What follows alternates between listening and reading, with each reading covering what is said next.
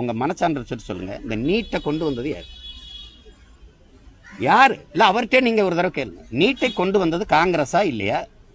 அந்த நேரம் ஐயா கலைஞர் அவர்கள் முதலமைச்சராக இருந்து நீட்டு தேர்வை ஆதரிச்சு வரவேற்று வாழ்த்தி கடிதம் எழுதியிருக்கிறாரா? இல்லை. அப்புறம் திடீர்னு இதை அதிமுக கொண்டு வந்துருச்சுன்னா நீங்க எதிருங்க. அது எங்க வேலை. நாங்க தான் பேசுறதுக்கு தகுதி வச்சிருக்கோம். உங்களுக்கு என்ன தகுதி இருக்கு? திடீர்னு என்ன தீக்குளிச்சு சீதை வந்த மாதிரி புனிதர் வேடம் போடுறீங்க? நீங்க நீட்டை கொண்டு வந்தது நீங்களா இல்லையா? ஜிஎஸ்டியை கொண்டு வந்தது நீங்களா இல்லையா? என்ஐஏ கொண்டு வந்தாரு சிதம்பரம், ஐயா சிதம்பரம் அவர்கள். கூட இருந்தது யாரு? ஆதரிச்சது யாரு? இதெல்லாம் எப்படி எப்படி பாக்குறது? எல்லாத்தையும் மறந்துடணுமா நாங்க?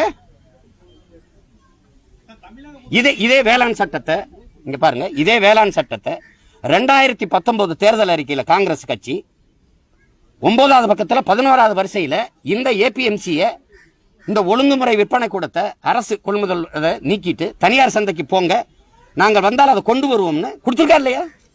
கொடுத்துருக்கா இல்லையா? 2016 தேர்தல் அறிக்கையில திமுக இதே வேளாண் சட்டத்தை ஆதரிச்சு கொடுத்துருக்கா இல்லையா? நான் வேணா எடுத்துக்காட்டா? இந்த எங்க அண்ணன் செல்வ அலைபேசியில் வச்சுக்காது. திடீர்னு வந்துட்டு நான் வேளாண் சட்டத்தை எதிர்க்கிறேன். என்னது இது? மீத்தனை நீங்க கொண்டு வருவீங்க, ஹைட்ரோ கார்பனை கொண்டு வருவீங்க, அப்புறம் எதிர்ப்பீங்க. ஸ்டெர்லைட்டை நீங்களே திறந்து வச்சு பேசுவீங்க, அப்புறம் எங்களோட சேர்ந்து எதிர்ப்பீங்க. நான் எங்க அப்பா செத்துட்டானோ அழுகிறேன், சரி. ஆனா கொலை பண்ணவனு கூட உட்கார்ந்து அழுது. அது என்ன தர்மம் இருக்கு?